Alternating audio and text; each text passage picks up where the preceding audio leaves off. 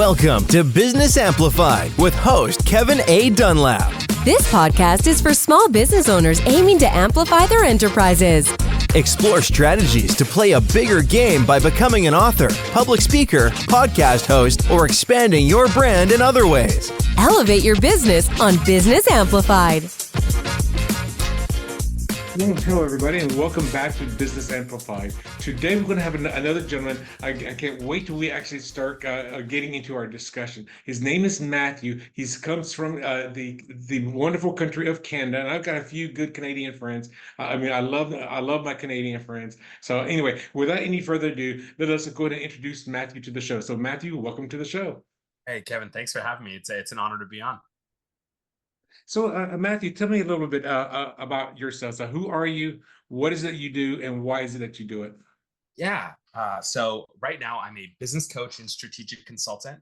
I've been coaching consulting for about 15 years now, but this latest iteration, working with high-level leaders, entrepreneurs, business owners, has been about 15 months. And the reason that I got into this, for a long time, I've just loved working with leaders and entrepreneurs and seeing the things that are in their heart actually come to fruition, see them live out their potential, see them actually grow and scale their businesses. And so after, starting a few of my own businesses myself and, getting a success, I ran a marketing company for I think it was almost 10 years actually. And after a successful exit, I found myself, unsure what I wanted to do next. And this felt like a really natural step. And so I started to tell people, I started working with a client. We started on that business consulting, business coaching journey, and then started telling people. And next thing you know, I had a bunch of clients and I was really in the rhythm. And I tried to spend the first year, last year, just trying to get a good feel, get a good bandwidth, get a good baseline, solicit a lot of feedback from people. And, now that we're really in the trenches, I'm just seeing so much and I'm really enjoying it. I'm loving what I do. And what makes you decide to get into to leave marketing and then go into business coaching? Because I'm also a business coach myself. One of the reasons I got into it was because for close to 16 years I was in real estate. So for 8 years I was a real estate consultant, and then for 8 more years I was a real estate agent as well. And one of the things that I saw was just how many times people just don't know what they don't know. So they're trying to guess their way through the process. And for them, I know some of the things I wish I had a coach earlier, because things that took me 10 years to learn, I could have learned it in 2 months. And it was how much time would that have saved? Now, that's one of the reasons I got into it, because when I got out of real estate in 2020, and then I moved from Las Vegas, Nevada to Raleigh, North Carolina in March of 22. And 21, after COVID, I wrote my 4th book called Launch the A to Z in Creating a Successful Business, based upon all the seminars, classes, trainings, and stuff that I went through. And I said, and I really realized, I really want to cut the learning curve down. That's why I got into the reason I got into the business. So what was it about you that got into your business? And was it anything related to your marketing business that you did prior? Yeah, I like to joke with people that I got into the coaching consulting game by accident. I kind of fell into it. But the truth is, I'd always had a passion for business, always had a passion for entrepreneurship. I liked marketing, so I did marketing for a bit. And then I got to a point where I said, hey, you know what? I feel bored. I feel kind of stagnant. I want a new challenge. And I didn't know what that was going to be. And so I ended up, there was a successful exit. I was like, I'm going to buy myself some time, take a few months, figure things out. And an old client called me and said, hey, I'd love to work with you. And I had actually dodged their calls for a little bit, mostly because I had said, hey, you know what? I'm done with marketing. I need a break. Okay. I had 10 years of ads, SEO strategy. I said, hey, I love business. So I want to try something. And so we kind of played phone tag, and until we finally hopped on, and, this client, who's back to being a current client now, said, hey, I actually just loved working with you. I loved the questions you asked. I loved, the coaching that you provided. And I think that you'd be really beneficial and an asset to us outside of marketing. And I was both really excited and really terrified at the same time. I was like, I don't know if I'm qualified to do this. And so, we just started. And within a few weeks, I started telling other people, and everyone was like, yes, you were made for this. We'd love to hire you. And then we'd love to hire you. And next thing you knew, I had a business. I knew I was going to start something, but I didn't know that it would come into the coaching and consulting sphere. And it's over the last 15 months now that I've really started to piece together that this is always what I did, right? I've always loved business. I've always loved entrepreneurship. But at the end of the day, I just love working with people and seeing them reach their potential. And I think that's just had different skins over the years. I had the marketing skin for a little bit, did real estate development, still do a little bit. And so no matter the skin, at the end of the day, what I'm doing now has always been at the core of what I love doing. And that's, building people, helping build businesses, helping people see what's actually, in their heart, and help them see past what's currently in front of them. And so, yeah, that's how I got into it. And I've realized that it really wasn't an accident. It was very intentional. And where it's taking me, I'm just, I'm along for the ride. I'm loving the journey so far. Just say that there's a lot of overlap between the two businesses, that you carry the skills that you had in that one business can translate to this business as well. Totally. And I mean, this, I'm sure, having been in business for so long. At the end of the day, there's so many things, whether marketing, sales, right? Especially a lot of, small business owners, a lot of entrepreneurs, startups, you're wearing so many hats. So you're learning a little bit of everything, right? You're the Jack or Jill of all trades. And so for me, there was carryover, but I think that the main carryover for me that I'm really helping a lot of my clients with is, there's two sides. There's the strategic thinking, vision. I'm a dreamer. I'm a big idea guy. And then I also, because of some of the life circumstances that I went through in starting my marketing business, I also had to learn, okay, well, you know what? No one's coming to rescue me. I don't have the budget to go hire people. So I've got to build systems. I've got to teach myself what processes look like. I've got to actually put these things in place, because if I don't, this thing ain't going to survive. And so those skills now coming in to help my clients, I can pretty much say that those two spheres, the strategic side and the operations, structure, systems, processes, those two sides, so much carryover. And I'm seeing that with a lot of my clients. And it's why I think I'm able to help them and speak and really empathize with their situations. I know when I was running my real estate business, and if anybody's listened to some of my shows before, I'm going to probably saying a similar story all over again. But I have realized that, whatever my skill sets were in previous jobs and previous endeavors, they can translate. You may have to tweak them a little bit, but they can translate. And to me, like, one of my biggest things that I learned was back in 2009. And this was camcorders were just getting started. I actually went to a real estate seminar. I won a camcorder, and it's one of those little flip camcorders, so you can only record 1 hour of video. I still have it, by the way, and I have used it. I still use it, not that often, but I still use it. But when I was running my real estate consultation business and I was marketing a lot of homes, I took the risk of actually starting recording myself on video. Now, I was nervous, I made mistakes and all of that, but now the thing is, I'm so glad that I did that, because now when I'm doing a podcast like this, or I'm doing a promotion, I can easily just put on the microphone and then start shooting video. And it's because of those other skills that seem completely unrelated. The other thing, I think one of my biggest lessons that I learned was back in the early 2000s when I was living in Wilmington, North Carolina. And besides being a college math teacher, a bartender, a real estate investor, one of the other things that I was doing really pushed my comfort zone. It was to do stunt work for film and stage. So, jumping out of the airplane, setting myself on fire, doing something like that. And what I learned was, the biggest thing that I learned, and I've given this talks quite a few times, when you're doing, like say, doing stunts or business, it's not about becoming fearless. It's about controlling your fear or acting in spite of that fear. And I mean, I said, who would have thought that me setting myself on fire or me safely hanging myself would be a great way to overcome that, not overcome, but to control that fear. Because if I'm about to get paid for a stunt, when the director says action, you got to go, regardless of that fear. So the same thing is true in your business. It's like, like you're saying, you're wearing all those hats, but maybe it's time to hire that first employee, or the first independent contractor, or going on something like or getting a VA or something like that. You will have those fears, but you have to act in spite of those fears. And the thing is, whatever your skill sets are now, if you're running a business, or even if you're still working a day job, how can you use the skill set you have at that job that you can incorporate into your business? Now, would you say that's why I was asking you the question about the marketing to your business coaching? Would you agree with me on that, by pulling those skills from other and just refining them?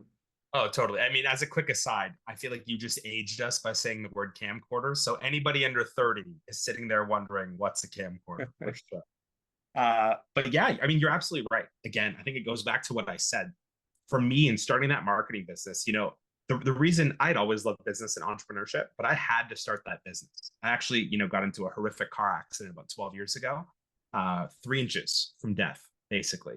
I hit 2 horses, and the aftermath left me with some injuries, chronic pain, depression, all this stuff. And so that corporate job that I had that I loved, that was no longer my reality. I couldn't do it anymore.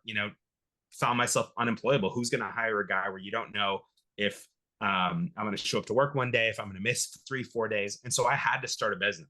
And in what you're saying, there was a whole lot of fears. Even though I love business, I love entrepreneurship, there was a whole lot of fears, right? The fear of, if I have another headache or I have chronic pain that knocks me out, am I going to lose clients? Am I going to lose my business? How am I going to survive? How am I going to live? And so a lot of the things you're saying, right? Those skills, I had to learn, right? I was a big picture, big details guy. I wasn't a small details structures guy. So, you talk virtual assistants, I had to learn real quick about that world. I had to learn hiring.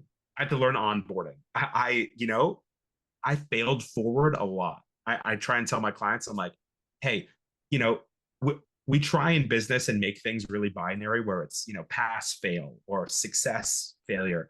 And I'm like, for me, I had to come to this place where I realized this was a 60% success.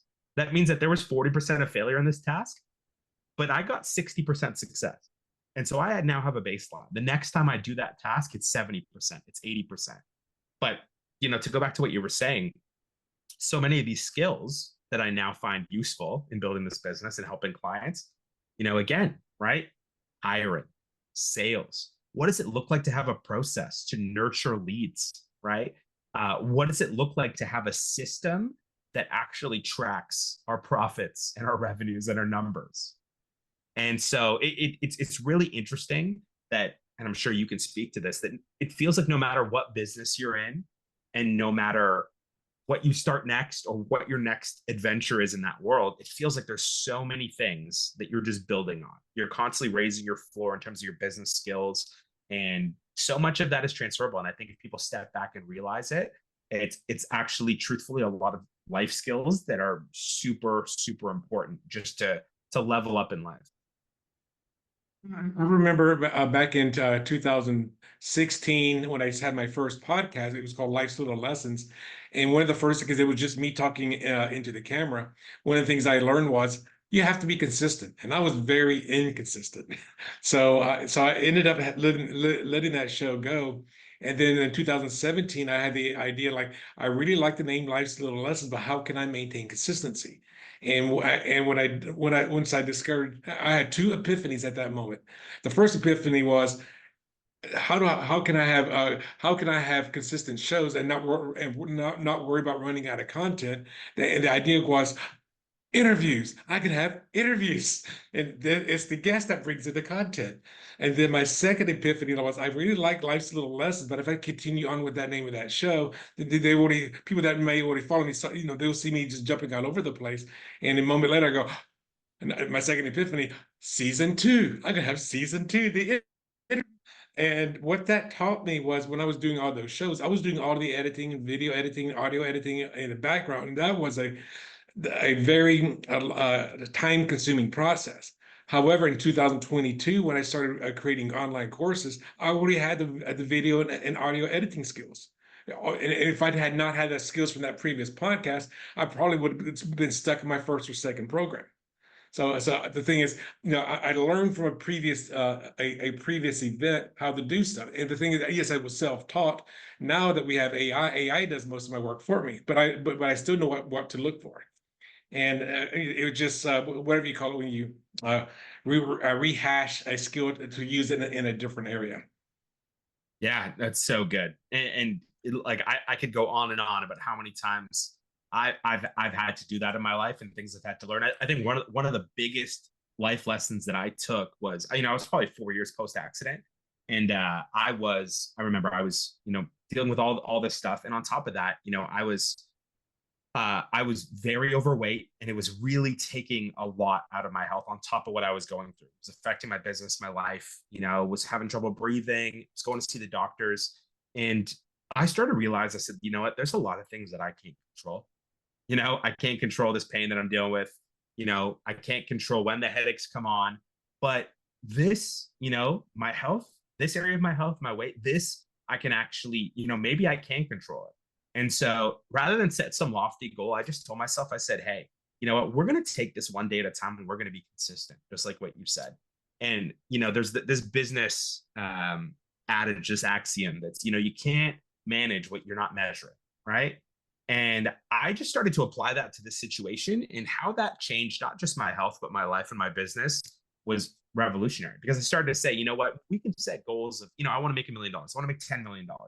But at the end of the day, if we don't know what our baseline is, we don't have an idea of what we're actually managing, and we don't have measurements in place, then we're actually just taking a good walk, right? Like we're just trying to aim for a target that isn't succinct, it's not precise. And so for me, learning that skill, right? What does it look like to track financials?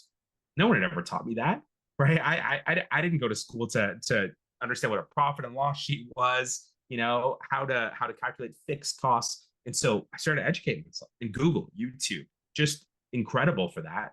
But I really think that so many business people, like you're saying, these skills, if we're willing to throw ourselves in, we already wear so many hats as business owners. If we're willing to throw ourselves in and just take it piece by piece, bite by bite, it's amazing how 5, 10, 15, 20 years down the road, those skills, they don't go away. They end up still being incredibly useful. Okay. Yeah, and that's very well said. Thank you for sharing that, Matthew. Now, I also like to find out what, either in your marketing business or your current business coaching business, what would you say has been like one of your top two biggest challenges, and then how did you overcome those? Yeah, I mean, great question. I think honestly, one of my biggest challenges in the marketing business was actually getting clients, and not just landing sales or people that want to work with me. It was actually trying to get the clients that I desired to work with, the people that I wanted to actually work with, build relationship with. And I think for me, that was really, really hard in the beginning, because again, I was new to this world, and I approached I tried to adopt a really, really sales-centric focus. And so it took me a while to finally realize that, you know what, if I want to go get the clients that I want, then I need to understand those clients' problems and how they hire and solve for those things. I started to realize that most of the clients I love working with, they're all almost born out. They're almost all born out of a relationship. And so I started to put myself in positions where I said, you know what, I need to go to places and I need to go to spaces where I can build relationships with people and build trust. And as I provide value, I will land these clients. And, again, my current business is a testament to many of those relationships I built on the marketing side, because for me, it's not about running a funnel, right? It's not about clicking yes. And, if you go on Instagram or you go on LinkedIn, you're getting bombarded with ads. For me, it's, okay, if I want to build a predictable and sustainable business, then more than a funnel or a great website, I need to have these strategies and systems in place to go get the type of business and clients I want. And so that was a huge hurdle, and one that, again, I had to educate myself. I had to build some systems out to overcome. And it was incredibly difficult until I got that mindset shift. I think that's a big issue with a lot of small business owners is that they're not very clear what they call their ideal client or their avatar. In my business, I call it your specific audience. So they're trying to please everybody, not realizing that because you say you wanted to go to places where your a potential client hung out because and then you wanted to understand what their problem was so that you know how to provide a solution for them instead of doing it the other way around, saying, "Hey, let me find my client, and then I'll start working on the problem." Like you thought of the problem first and worked it. I don't want to call it backwards, but in the reverse order. Totally, 100%. And I think if I were to think back to another really profound setback or challenge for me, again, I was a solopreneur. I had dreams of building a business bigger than that. I'm a solopreneur, got chronic pain, could knock me out at any second. And here's the reality: nobody's coming to save me. So, if I'm out for a little bit, if my head takes me out, my depression, whatever, I could lose my whole business, my whole livelihood. And I think that so many solopreneurs that I meet, or even small businesses, if the owner, I was just talking with a client the other day, they've got 7 employees, but the owner has their hand in so many pots that if the owners, I straight up asked the owner, I said, "Hey, if you were out of commission for a month, what would happen?" And they just laughed and said, "Oh, this business would be done." And I said, "Great. We just identified a key problem, right? A key thing that we need to structure and build this business so it actually outgrows and outlives you. Otherwise, you're just an employee." And so for me, Exactly. for I was me, going to say because there's 2 concepts I want to harp on it from what you just said. Number one, it says if you're the bottleneck in your business, then everything stops at you. yeah, So and the second thing is I often reference a book called Rich Dad Poor Dad. Have you read that book or any of his books? Which is written by Robert Kiyosaki, for those of you who don't know. In his book, he has a quadrant. It has an E on the top, S on the bottom, B in the top right, and I in the lower right. So ESBI. E is the employee mindset, S is a self-employed mindset, B is a business owner, and I is an investor. Well, let's talk about the difference between the S and the B, because a lot of people think they're a business owner when they're actually self-employed. And it's a completely different mindset. Because, like you said, if that one guy has his hands in 7 pots, and his wife says, "Hey, I need to go to the hospital," or whatever, and she has to deal with cancer, family emergency, going on a vacation, and he steps away, that business dies. But the thing is, if he can set up his business to the point where it's no longer an S, it actually is a B, then he can step away, and hopefully the business will actually even do better without his presence. Totally. And again, the only reason why I feel like I can speak to this is because I went through it myself, right? I realized really quickly, right? I realized that, hey, if this doesn't change, if I don't do something, I'm done. And so I had to start, I laid things out. I'm like, okay, well, I know it's just me, but let's create an org chart, right? Where do the responsibilities lie for this company? Is there sales, there's marketing? And as I started to do that, I started to learn, okay, well, you know what? Let's start to figure out one area. So we'd start to build out some systems. I'd start to build up processes. And sooner rather than later, I'd hire somebody now, even part-time, to take that thing on, and I'd go to something else. And that's actually how I built my business, was systemizing it in a way that it basically made this business map proof. And that's how I hope to help clients, is to make the business owner proof. One of my slogans that I use on my website and in my marketing is that I hope to turn business owners from just being operators to owners, and from employees to executives. I want to see them regain the status or position in their business that I know, 80-20 rule, at the end of the day, that I want them focused on only the things that require their attention, right? That are the most leveraging. And so it's so interesting how many of us have struggled with that and are still struggling with that. Oh, yeah. And I definitely see that with most small business owners, where they're a 1-person or 2-person group, is that they don't know how to let go of the operations. I mean, one of the first things I learned many years ago, back when I was in my before I became a realtor in 2012, I actually hired a VA, and that lady, which was based out of the Philippines, I was in Vegas at the time, and I ran a lease option consultation business, a real estate consultation business. And anytime I got a new home, I had to create flyers and all that stuff, shoot video of those of that house. But then I realized so the flyer is pretty much, if I go there and shoot the video and shoot the pictures and I put it up into, say, a Google Photos thing, all I have to do is get the VA, give them the details. They have the images, and they can go and create all my marketing campaigns for me. Like, why am I doing all of this stuff? I mean, I go pay somebody else that's like $5 an hour, and she's happy with a $5 per hour in her country. That's how money transfers out over there.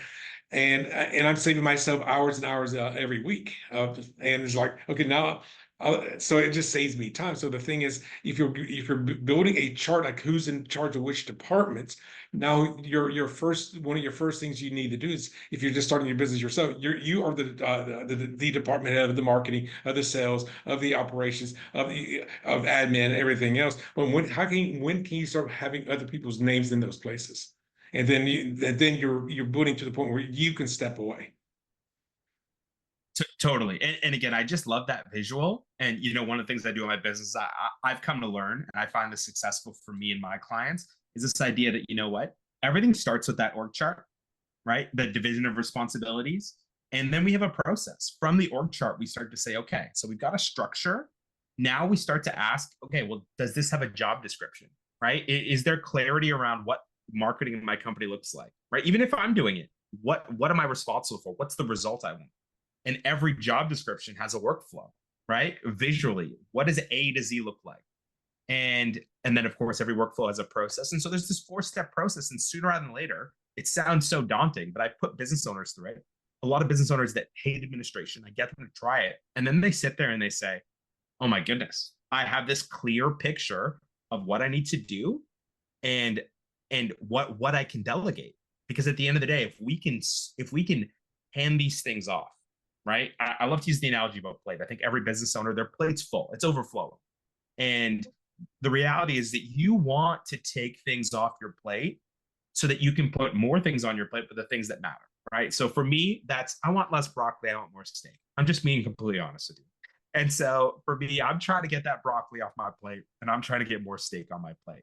And I think that visual for people is powerful, because they start to realize, man, I really don't like this area, or this area is taking up a lot of my time, but not giving a lot of return. This is what I'm going to try and offload and outsource.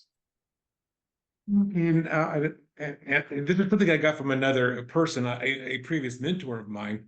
And essentially what he said was, what is your hourly wage? What is your time worth on an hourly basis right now? Give me a number. I don't care what the number is. It could be $20 an hour. It could be $1,000 an hour. It doesn't really matter. And the thing is that he said is, whatever it's that you're doing that you can hire somebody else to pay that lower dollar amount, pay that lower dollar amount. For an example, the example that he used, because he was a public speaker as well as he was a hypnotist, and he says, for an example, it's like, how much would you pay a maid to clean your house on a weekly basis? No, how many? Let's say for 5 hours a week. Okay, let's say it's $20 an hour. Okay, so for $100, you can have somebody else clean your house for you, so you're not doing all that work yourself, and therefore you can use that hour or those 5 hours that you paid out $100 for to go and bring in another client that's paying you $1,000. So you just 10x you just 10x your time right there by outsourcing those other, now I'm going to say menial, but this is less productive or less important to you having an effective business. Totally. And again, it's not a question, like you said, of menial or not important. It's what's the most leveraging. And so I love doing that exercise with my clients that you just said, because then people realize, okay, well, in that scenario, he just freed up 5 hours by hiring a cleaning service. So now the question is, okay, how can I leverage these 5 hours to focus on generating revenue, money, right? Anytime I offshore something or outsource it, it's because I want to focus on things that actually affect the bottom line. And so when I get my clients to do that, I find it's such an easy win, such a quick traction because it shows my value in the business as a coach right away. But also for them, the light goes off and they say, wow, I just offloaded 5 hours of something that I either didn't care for or felt like a drag or wasn't giving me return. And I now just spent that prospecting, networking, building relationships, and this is the result. And it becomes addictive for people. I mean, I'm sure all business owners, we can speak to that, right? You get a win, a new client comes in, you see sales are up, and you're like, okay, well, I've seen this is possible. Can we do more? And so getting people in that success, seeing wins perspective by doing this is so crucial. I think it's really, really essential to the entrepreneurial journey. I'm glad you also said that as well, because one of the things I talk about is that you need to focus on your wins and not your losses. Because let me ask you this, and I'll ask you this, Matthew, but pretend you're just an average a potential client.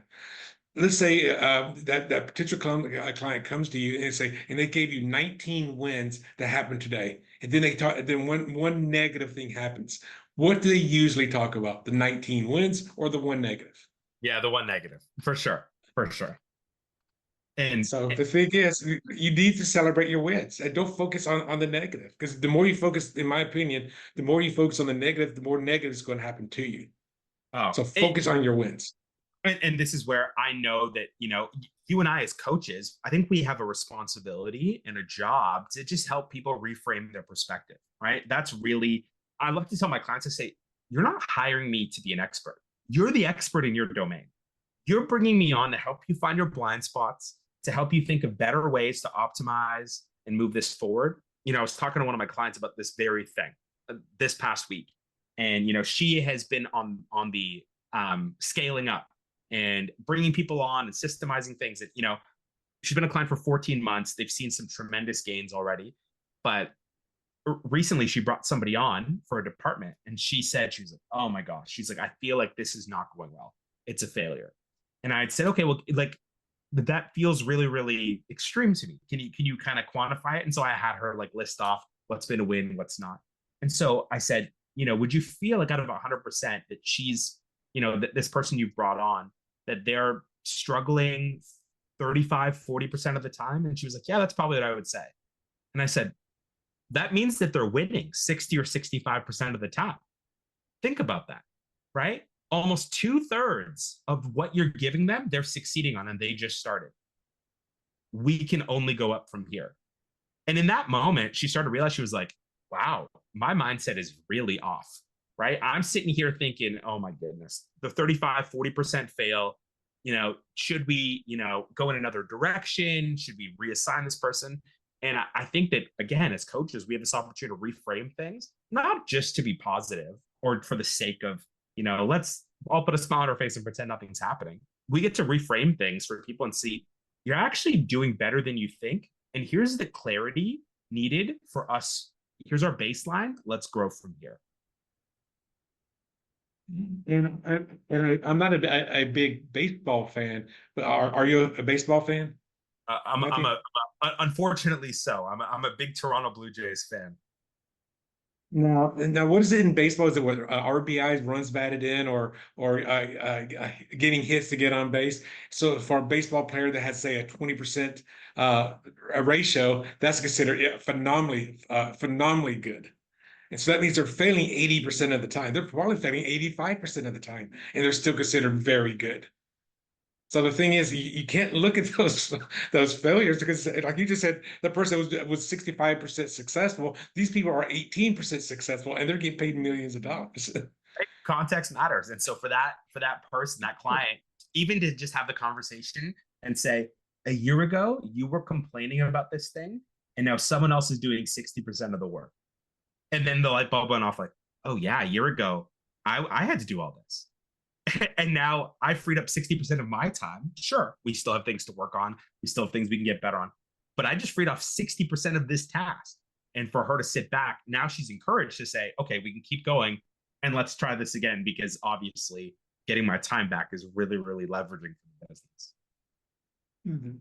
And I'm so glad that you shared that with us. Matthew, if some people that are who are listening to the show, they're liking, they're resonating with you. What is what are some of the best ways for them to get a hold of you? Do you have a scheduling calendar page, a landing page, a website, an email? How can they get a hold of you?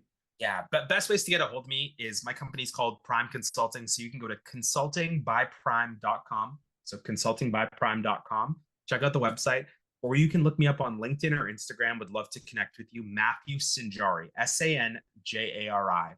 So consultingbyprime.com or Matthew Sanjari on LinkedIn or Instagram. Love to connect with you. Well, thank you for sharing that. And before we go, is there anything else that you would like to, or any last things or any last ahas that you would like to share with our guests today? Yeah, honestly, I just love to encourage people.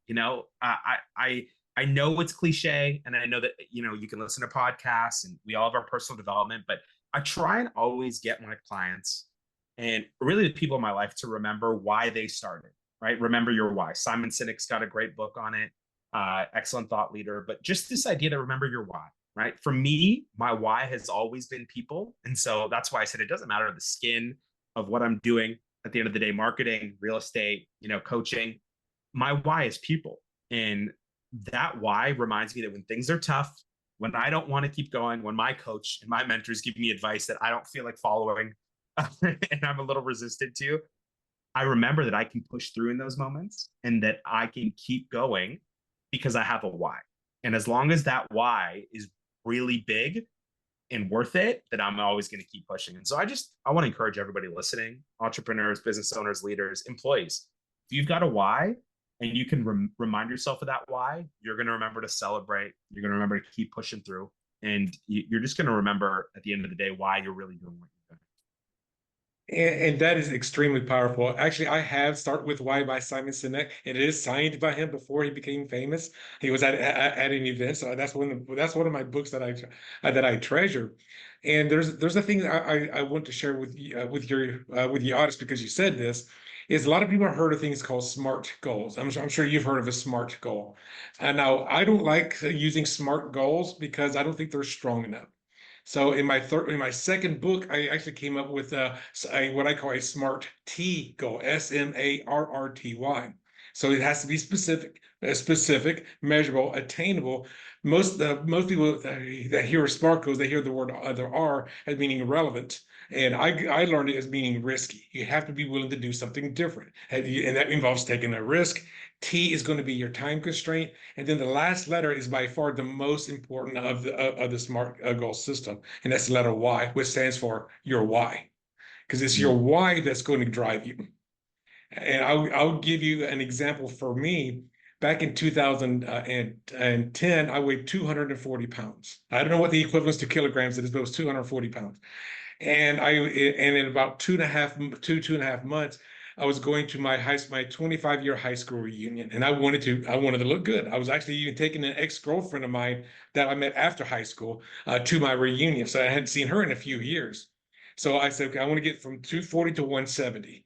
So it was specific, it was measurable because it was a scale. Attainable, 70 pounds in 90 days. That's a hard one. I will say this, I did get down to 180. So I did lose 60 pounds in 90 days. The first R, was it relevant? Yes, it was relevant for my self-esteem, looking good on stage, looking good at my reunion. So that was the relevance. Was it risky? That would mean going on basically a starvation diet while doing an extreme workout routine, at that time known as P90X. So it was a pretty hardcore thing. And sometimes I was working out twice a day. And I had a time frame. Well, I was going to my high school reunion about 65 days into the program.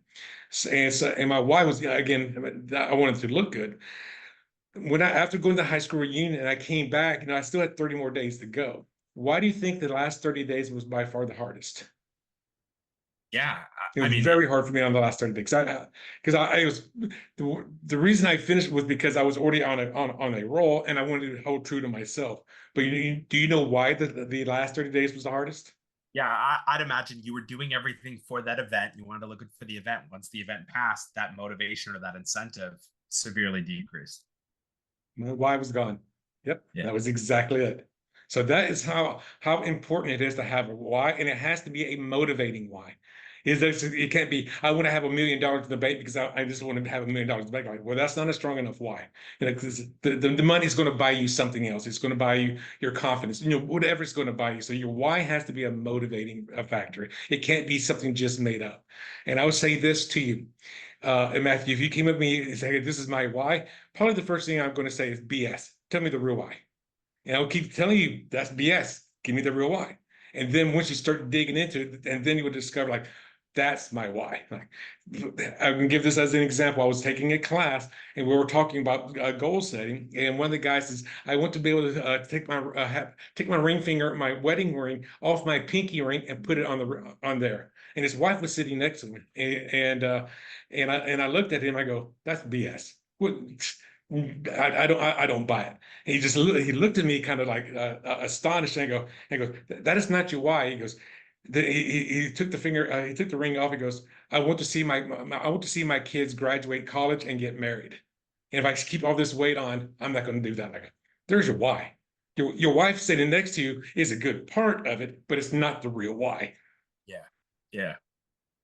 No, it's so good and so essential. And again, I think that the sooner we drive to that and the more we can live in reality, which I think sometimes can be really hard for us as business owners and entrepreneurs, because we want to live in the fantasy of the big idea and the big amounts and the big goals.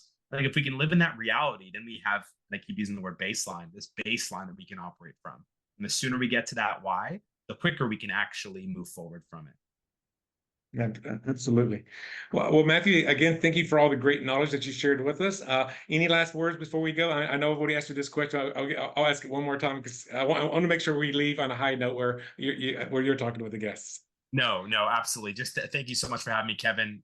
Just a pleasure to be on.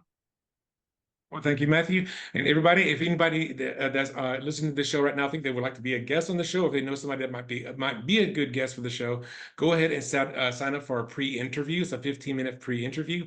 You will just go to businessamplify.net / pre-interview, no dash. So again, businessamplify.net / pre-interview, and all the other websites that Matthew gave, from his LinkedIn page to his coaching business will all be in the notes below. And again, everybody, thank you for joining us on the show. And until next time, be amazing.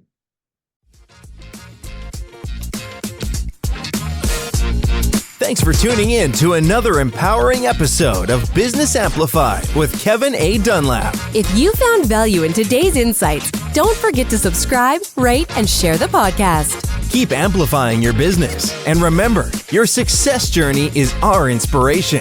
Until next time on Business Amplified, go out there and make your business thrive.